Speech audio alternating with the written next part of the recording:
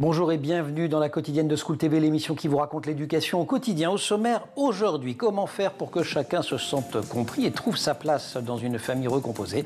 On va poser la question à Anne Sauzet-Lagarde, elle est l'invitée du Grand Oral. Dans l'Anti-Sèche, toute cette semaine, on réveille notre culture générale en littérature française en partenariat avec les arènes BD. Question du jour, quel jeune homme, futur grand écrivain, se fit connaître par son gilet rouge lors de la bataille d'Hernani? Réponse et explication dans moins de 10 minutes avec Catherine Maury. Et puis enfin, notre rendez-vous hebdomadaire avec Amélie Paris. Sujet des années collège cette semaine, une expo itinérante sur le couple Manoukian. La quotidienne de School TV, c'est maintenant, c'est parti. Grand Oral. Anne Sauzet-Lagarde, bonjour. Bonjour. Vous êtes thérapeute, cofondatrice et directrice de l'École du couple et autrice avec Jean-Paul Sauzet d'un classique, Former une famille recomposée heureuse. Et le sous-titre, comment faire pour que chacun se sente compris et trouve sa place. C'est la 3e édition qui vient de sortir, c'est pour ça que je dis que c'est un classique. Et ça se passe aux éditions Duno. La première édition remonte, je crois, à 2005. Exactement. 20 ans. Qu'est-ce qui a le plus changé ? Alors, qu'est-ce qui a le plus changé pour les familles recomposées? Il me semble qu'il y a de l'expérience maintenant et qu'il y a plusieurs générations qui se suivent, qui ont déjà été en famille recomposée, ce qui n'était pas vraiment le cas en 2005. Et en tout cas, il y avait une interrogation sur mais est-ce que ça va être possible? Voilà. Et en même temps, quand il y a une interrogation sur est-ce que ça va être possible, ça mobilise tout le monde pour avoir un certain enthousiasme. Après, aujourd'hui, peut-être qu'il y a un petit peu moins d'enthousiasme. Alors, on va évidemment en parler. Peut-être un mot de définition sur ce qu'est une famille recomposée. Par exemple, est-ce que quand il y a garde alternée, c'est quand même une famille recomposée pendant le moment où tous les enfants sont ensemble? Enfin, voilà. Une famille recomposée pour nous, et généralement, c'est une famille où l'un des partenaires a déjà eu un ou plusieurs enfants d'une précédente union, et son partenaire peut aussi avoir eu un ou d'autres enfants, mais pas forcément. Voilà. À partir du moment où il y a des enfants d'un premier lit, comme on disait, c'est une famille recomposée. Le défi qui se pose aux familles recomposées, c'est qu'aux liens biologiques s'ajoutent des liens affectifs. Exactement. Et c'est là que ça se complique. Et c'est là que ça se complique. Alors, c'est là que ça se complique parce qu'effectivement, la personne qui choisit de vivre en couple et un deuxième ou troisième couple ne choisit pas forcément les enfants de l'autre, mais comme dans une famille initiale, on ne choisit pas nos enfants. Voilà. On ne les choisit pas, mais c'est les nôtres. Mais c'est les nôtres, alors voilà. C'est pas tout on se sent obligé. Et on verra qu'il y a une grande différence entre les enfants et les beaux-enfants. Et c'est ce qui nous paraît important dans ce livre, c'est d'appeler un chat un chat. Et de dire, non, on ne va pas faire comme si, on va regarder comment c'est. Et ce n'est pas tout à fait la même chose, et vous le dites, je vous cite, rien n'est évident ni inaliénable dans la famille recomposée. Et oui, ce n'est pas inaliénable, parce que d'abord, on n'est pas obligé d'aimer ses beaux-enfants, alors que ces enfants biologiques, disons qu'on a une responsabilité de fait, hein. On n'est pas obligé. Et puis en plus, combien de temps ça va durer? Alors on n'est pas obligé d'aimer, et réciproquement. Et réciproquement, alors là, c'est réciproquement. Si je puis me permettre. Les beaux-enfants n'aiment pas toujours leurs beaux-parents, c'est sûr. Voilà. Ni le nouveau couple. C'est surtout ça, je crois. Pourtant, alors je voulais vous poser la question plus tard, mais si je me souviens bien, il y a quand même un moment où vous dites l'avantage du nouveau couple, oui, c'est quand, alors il ferme une porte, ce qui est désagréable, mais ce qui permet aussi de se reconstruire, c'est-à-dire de faire le deuil. Alors le couple parental persiste, mais en tout cas le couple conjugal initial, ça y est, c'est fini. Pour le couple, oui, effectivement. Pour les enfants, c'est une autre paire de manches, parce qu'ils n'ont rien décidé, ils n'ont pas du tout décidé que papa et maman se séparent. Donc il y a quand même une résistance. Mais voilà, je crois qu'il y a plusieurs moyens de faire pour que ce se passe au mieux. Et c'est ce qu'on essaye d'expliquer depuis 20 ans. Alors au début du livre, vous proposez, une première chose que vous dites, il faut faire, c'est faites un génogramme. Oui, alors ça a été vraiment... Nous, on est formés au génogramme depuis longtemps. C'est quoi le génogramme? C'est tout simple. C'est un petit dessin où on explique qui est qui et dans quelle génération. C'est ça qui va être important. Nommer qui est qui, quel lien un tel avec un tel, et surtout dans quelle génération. C'est-à-dire, il y a les grands-parents, les parents, les enfants. Il ne faut pas tout mélanger. Et on fait des liens entre tout ça. Moins les choses sont dites, plus il y a de risques de malentendus, écrivez-vous. C'est vraiment important de mettre les mots. Alors, ce que je trouve très intéressant dans les familles recomposées, parce que moi je suis plutôt positive, c'est de dire, avec les familles recomposées, on est obligé de parler. On est obligé de dire, toi t'es ma fille, mais t'es ma belle-fille. Oui, ça va pas de soi. T'habites là la semaine A, la semaine B, t'habites là. Les vacances, on va en parler ensemble, parce que c'est pas évident avec ta mère et le conjoint de ta mère et les quasi, etc., etc. Donc c'est ce qu'on a appris aux familles initiales. C'est-à-dire, aux familles initiales, on leur a dit, nous, on est obligés de parler, mais vous, ce serait bien que vous parliez. Nommer les situations, nommer les liens, nommer les générations, nommer les personnes aussi. Et alors avec la question, comment on nomme le beau-père, la belle-mère? Est-ce que de temps en temps, notamment quand les enfants sont tout petits, appeler papa son beau-père ou maman sa belle-mère, ça peut se faire Alors, je dis jamais je dis jamais ce qu'il faut. Vous dites jamais jamais. Je dis jamais. Mais en même temps, j'interroge. Ouais. J'interroge. C'est votre façon de dire les choses quand même. Voilà, c'est une façon de dire les choses, bien sûr, parce que je pense qu'il faut les mettre plutôt sur le tapis que sous le tapis. Mais c'est aussi dire, vous vous faites appeler papa, par exemple. Mais le papa biologique, il est où? Il ne va pas réapparaître un jour. Comment vous pourriez vous faire appeler autrement et que ce soit plus juste et pérenne?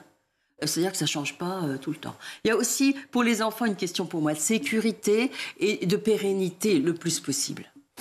La belle-mère pourra assurer une fonction maternelle, écrivez-vous. Elle ne pourra jamais prendre la place de la mère biologique. C'est un distinguo assez subtil. Alors, on accueille il n'y a pas très longtemps Maxime Rovère, le philosophe, qui vient de faire un bouquin qui s'appelle « Parler avec sa mère ». Et il dit ça, en fait, être mère, c'est remplir plein de fonctions différentes. Tout à fait. Et donc, finalement, la belle-mère peut endosser une partie des fonctions maternelles sans pour autant prétendre se substituer à la mère. Et ça, c'est assez sain de faire le distinguo. Tout à fait. Et moi, je vous reprendrai un petit peu en disant, ce qui va être intéressant, c'est que le nouveau couple qui s'est formé, ait une fonction parentale, ensemble, et une fonction parentale qui vont avoir en commun, mais dissymétriques. C'est-à-dire, le nouveau couple, peut-être ce sera les enfants de monsieur, donc monsieur aura l'autorité parentale, alors que madame, qui est la belle-mère, n'a pas l'autorité parentale, sauf si adoption, etc. Mais enfin, on ne va pas rentrer dans les détails.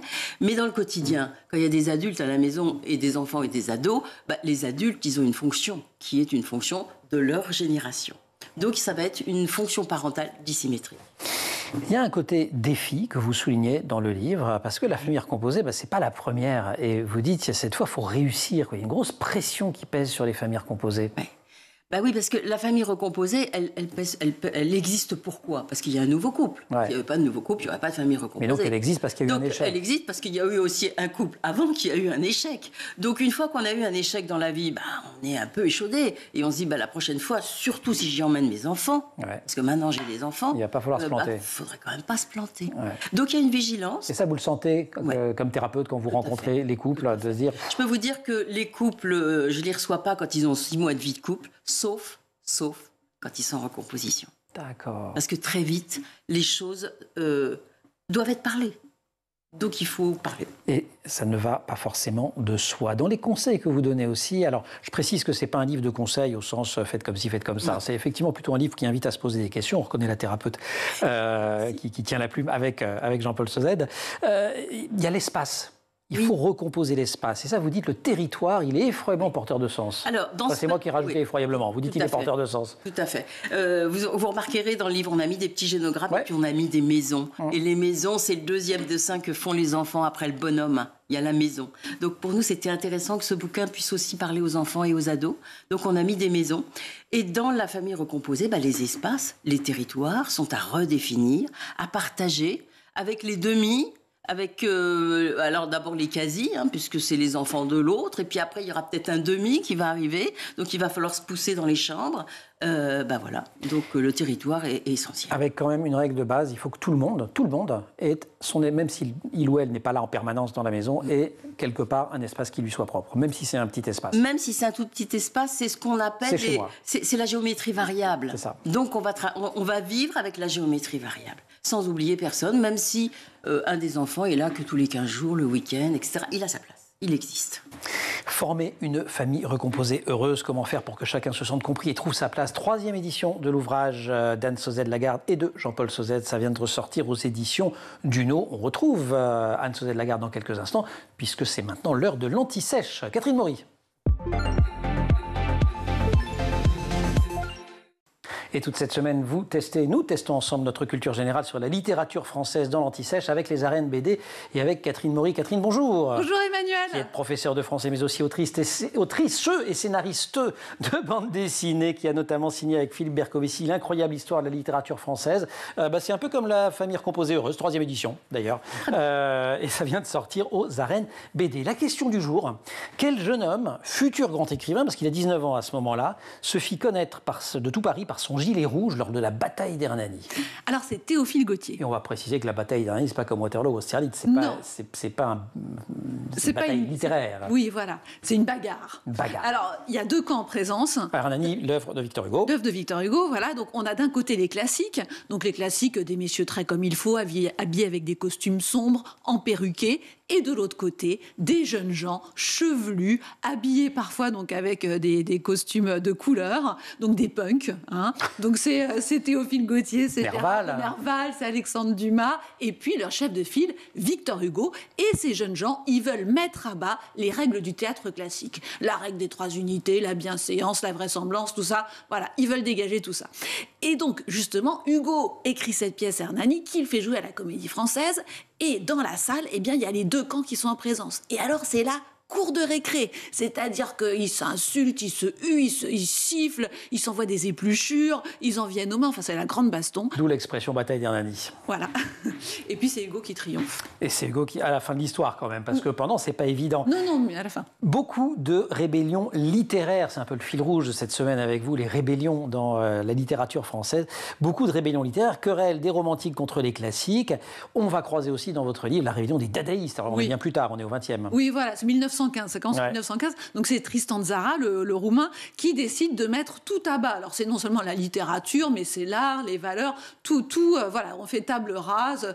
Vraiment, c'est un mouvement nihiliste. Donc en France, la branche française, il y a Soupeau, il y a Breton, Philippe Soupeau, André Breton, Aragon, voilà. Et Louis Aragon. Et puis donc. J'essaye de choper des bonnes notes en donnant les prénoms. Alors j'ai pas de notes, vous le constatez.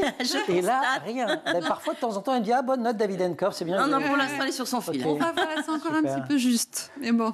L'histoire de ma vie. Donc, Soupeau, Aragon. Voilà, et donc, alors, Tzara va venir les voir en France, et donc il ne cesse de faire des événements pour créer le scandale, faire un procès fantoche pour Maurice Barrès, enfin voilà, donc c'est la grande rébellion. Elle est encore de rébellion, pas très longtemps après, enfin si quand même, je pense une bonne trentaine d'années après, on a Nathalie Sarraute et le nouveau roman. Voilà. Donc pareil, on fait des romans à la Victor Hugo, j'allais dire. Alors d'un coup, ce changement de camp. Victor Hugo, qui avait été dans les modernes, se devient... Oui, c'est l'éternel renouvellement. Voilà. Hein. Et donc, Nathalie Sarraute, elle va écrire L'ère du soupçon. Sur quoi porte le soupçon ? Sur les personnages des romans traditionnels, sur les intrigues traditionnelles. Elle trouve que, par exemple, le père Goriot, qui va incarner le père sacrificiel, Balzac. Le père Grandet, Balzac aussi, qui incarne l'avarice, Odette de Crécy, qui incarne la courtisane, eh bien, ce sont des trompe-l'œil qui masquent la complexité de l'esprit humain. Hein, c'est quelqu'un de très fin, Nathalie Sarraute, dans ses analyses. Et donc voilà, donc le soupçon est porté sur tous ces romans traditionnels, et ça ouvre la voie à tous les romanciers du nouveau roman, donc Alain Recreil, Michel Butor, Claude Simon. Donc c'est très important. Toujours pas. Ça va venir. Non, c'est un petit peu mieux quand même. Gary et les critiques littéraires. Un Romain Gary qui devient célébrissime, La promesse de l'aube, etc. Encensé. Et puis d'un coup, la critique commence à le bouder un petit peu et il se dit, je vais vous avoir. Voilà, il a eu un premier Goncourt qui était La Racine du ciel, et à la fin de sa vie, les critiques littéraires disent non mais Gary s'est dépassé, Gary s'est démodé, c'est vieillot, etc. Comme il dit, on m'a fait une gueule. Pour Gary, c'est insupportable. L'assignation identitaire comme ça, c'est insupportable. Donc qu'est-ce qu'il va faire ? Il va se créer une nouvelle gueule. Il invente un romancier fictif, donc Émile Ajar, qu'il fait incarner par son neveu Paul Pavlovitch, et donc il va faire signer à ce romancier des livres, Gros câlin, La vie devant soi, et d'un coup, que disent les critiques ? Ah non, mais Émile Ajar, mais c'est le 109 de la littérature. Ça nous change de Gary. Donc vous imaginez comme il jubile. Et alors, l'apogée de la jubilation, c'est qu'avec La vie devant soi, il va avoir un second Goncourt. Le prix qu'on ne peut avoir qu'une seule fois. Donc il a réussi son coup, mais alors en long, en large et en travers. Voilà, il meurt, il se suicide d'ailleurs, Romain Gary, à moins que ce soit Émile Ajar qui soit suivi, mais il a écrit là-dessus, je crois, juste avant de mourir. Oui. Et ce n'est qu'après que la supercherie est découverte. Bien sûr.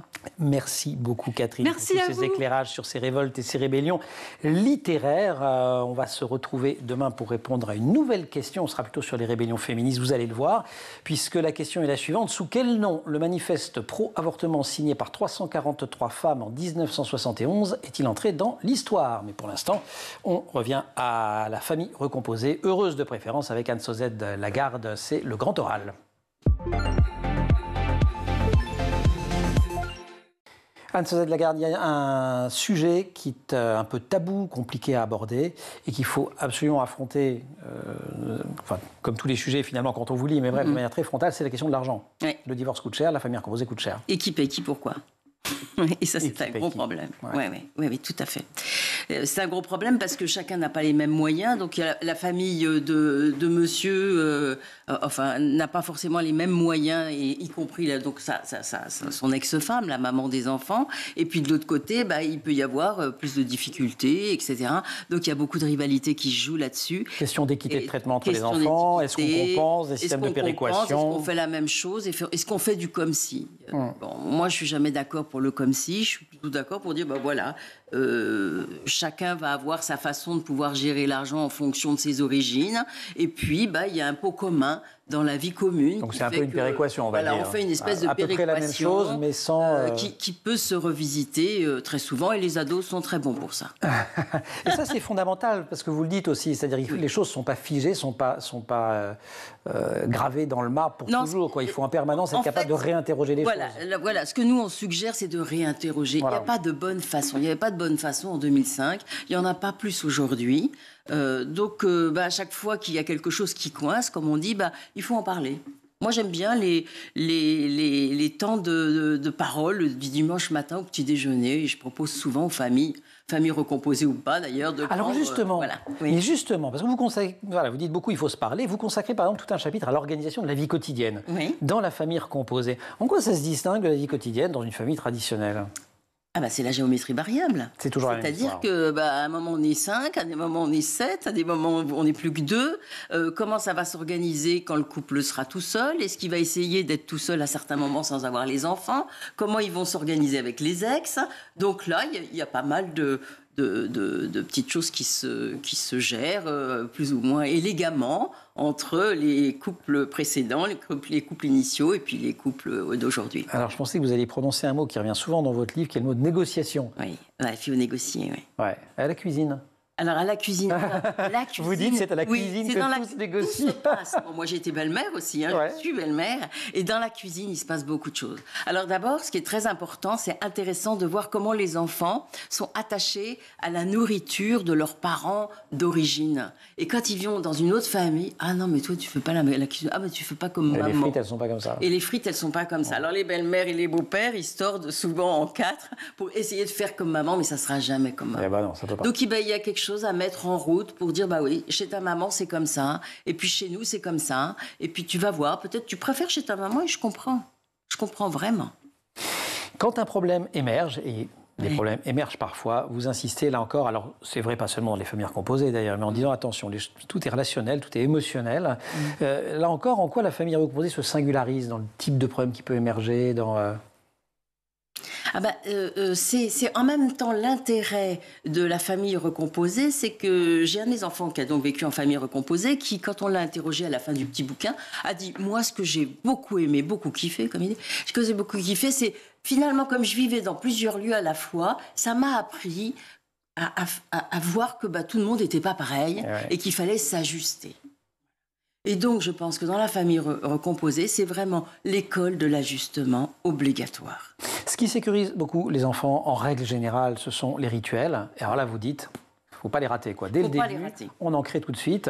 On crée des nouveaux rituels. Pas forcément aux anciens, d'ailleurs. Non, pas du tout. Qui viennent en plus, mais on crée des rituels qui sont ceux de la famille recomposée. Qui vont faire que cette famille... Donc, pour le coup, quand même, dans notre truc qui se négocie en permanence et qui est à géométrie variable en permanence, on essaie quand même de mettre un petit peu, de temps en temps, des il y a des rituels, il y a des rituels, quand on est tous ensemble à 7, on mange un poulet frites.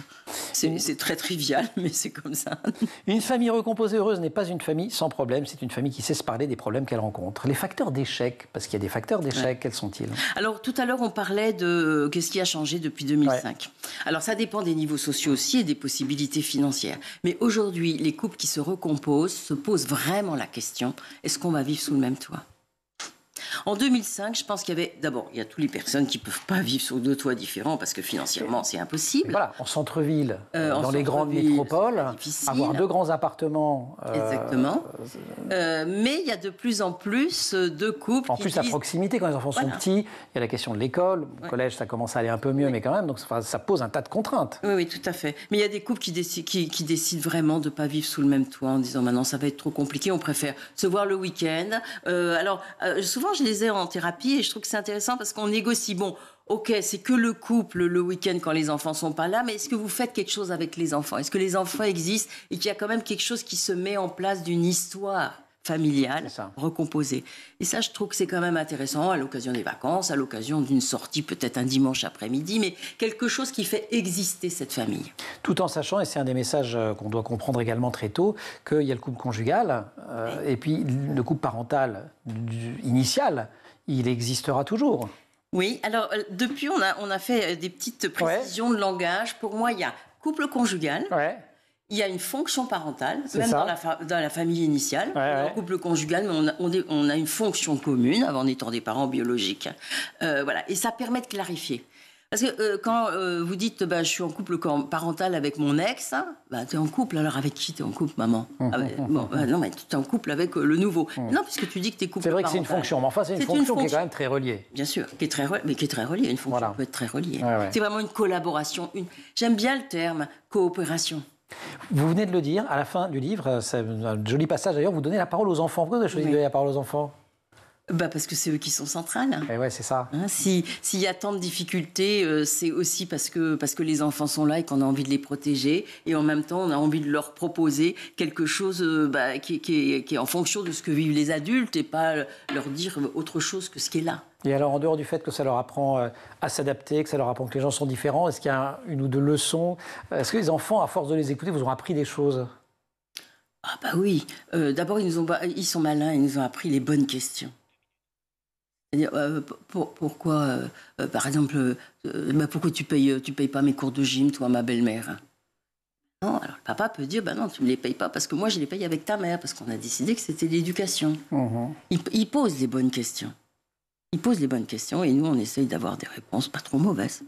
Et sur la scolarité, sujet essentiel, on va accueillir dans quelques instants Amélie Paris. Alors, la scolarité, moi je pense que si effectivement les 2 parents initiaux font vraiment une fonction parentale effective, c'est à eux de décider les orientations scolaires majeures. Par contre, c'est vraiment important que le beau-père ou la belle-mère ait une implication, une possibilité d'aller chercher les enfants à l'école. C'est assez nouveau, ça fait quelques années. En 2005, ça n'existait pas, ça.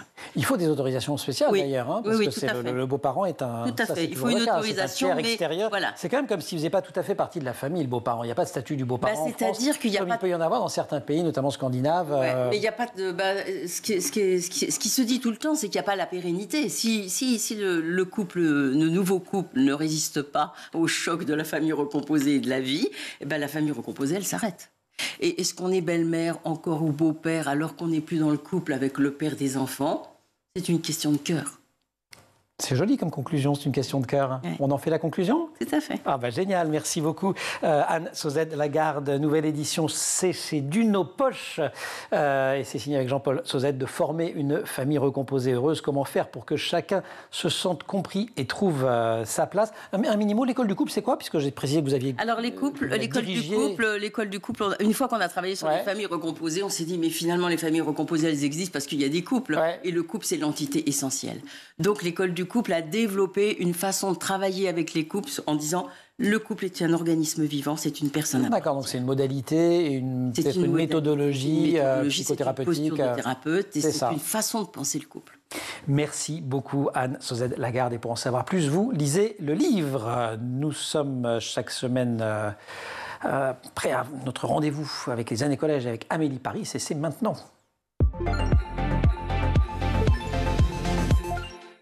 Amélie Paris, bonjour. Bonjour. Les années collège, c'est notre rendez-vous avec vous qui êtes professeur documentaliste au collège Maurice Utrio à Paris dans le 18e en REP+. pas que j'oublie, et vous vous occupez d'un merveilleux CDI où il y a un jardin et qui est aussi un lieu d'exposition. Et c'est le cas en ce moment puisque les élèves ont la chance de découvrir pendant 15 jours les fusillés de l'Affiche Rouge, presque 81 ans jour pour jour après la mort de ces fusillés au Mont-Valérien le 21 février 1944. Oui. Alors c'est une exposition itinérante assez récente puisqu'elle a vu le jour il y a un an, en février 2024, à l'occasion de l'entrée au Panthéon de Missak Manouchian et de Méliné. Alors le Musée national de la Résistance s'est associé avec les éditions Dupuis pour proposer cette exposition en lien avec l'album Missak, Méliné et le groupe Manouchian, les fusillés de l'Affiche Rouge de Jean-David Morvan, que vous aviez reçu accueilli dans cette sur émission. ce plateau, vous pouvez aller chercher dans les archives de l'émission. Au moment de sa sortie. Oui, alors cette très belle exposition décrit le parcours de ces hommes et de ces femmes et plus largement le rôle des résistantes et des résistants étrangers en France occupée à travers 18 panneaux sur lesquels on trouve des planches, des cases de la bande dessinée et des documents d'archives. Elle est au CDI pendant 15 jours. Bon, c'est pour tous les élèves évidemment, mais plus particulièrement quand même les élèves de 3e. Oui, pour des raisons de programme, j'imagine. Voilà, c'est au programme. Donc tous les élèves de 3e ont une heure dédiée à la visite de cette exposition, accompagnés d'un professeur d'histoire géo ou de français, pendant laquelle ils doivent répondre à un questionnaire qui a été élaboré par une autre classe de 3e. Alors parmi les 20 questions, on trouve que signifie FTP MOI. Vous avez le droit de répondre. Hein. Franc-tireur partisan, main-d'œuvre immigrée. Très bien. On a quand même fait une demi-heure d'émission sur le sujet l'année dernière. Ou encore, combien y a-t-il eu d'exemplaires de l'Affiche Rouge? Ou encore, citer 2 œuvres en rapport avec l'histoire de Missak Manouchian. Là, vous aurez noté que je fais moins le fier. Oui, mais là, je vous demande quand même de répondre. Combien de membres du groupe Manouchian ont été fusillés le 21 février 1944 au Mont-Valérien? C'est les 23, non, on dit. Alors, on dit les 23, mais parmi les 23, il y a quand même Olga Banchik, qui était la seule femme arrêtée, transférée en Allemagne et guillotinée le 10 mai 1944, puisque l'occupant avait pour règle de ne pas exécuter les femmes en France. Alors, je dis que c'est un sujet qui est au programme en 3e, mais pas forcément uniquement en histoire géo, d'ailleurs. Non, on peut vraiment l'aborder sous différents angles et dans différentes disciplines. Et d'ailleurs, quand les élèves l'étudient en même temps, en français, en histoire des arts, en histoire géo, et même parfois en éducation musicale, ça donne vraiment du sens à leurs apprentissages. Alors, une classe de 3e, dont je suis la professeure principale, a un vrai projet interdisciplinaire autour de Manouchian. Donc, ils étudient la propagande à travers l'Affiche Rouge. Donc, tout en français, j'imagine. Oui, donc en français, voilà, avec monsieur De Perrault. Ils ont lu la fameuse BD de Jean-David Morvan dont on a parlé. Ils ont lu aussi Missak de Didier Deninx. Ils ont vu le film de Robert Guédiguian, L'Armée du crime, avec Simon Abkarian dans le rôle principal. Ils vont aller sur place étudier la fresque de Popov dans le 20e arrondissement. Et enfin, une élève, oui, et une élève de cette classe devrait lire la lettre de Missak à Méliné lors du concert de fin d'année. Et nous sommes allés il y a quelques jours au Mont-Valérien. Superbe et très ambitieux programme. C'était la visite au Mont-Valérien? Eh bien, d'abord une visite d'1h30 du site, évidemment très riche en émotions. On y comprend que le Mont-Valérien était un lieu d'exécution avec plus de 1000 fusillés à partir de mars 1941 qui venaient des prisons comme celle de Fresnes ou de Romainville. Avant le Mont-Valérien, les exécutions avaient lieu au fort de Vincennes ou au centre de tir de Ballard, mais jugées trop près des habitations. Dans la chapelle, et là c'est vraiment très émouvant, on trouve encore des messages des condamnés comme « Vive la France »,« Vive l'URSS » ou encore « Vive le Parti communiste ». Et puis après cette visite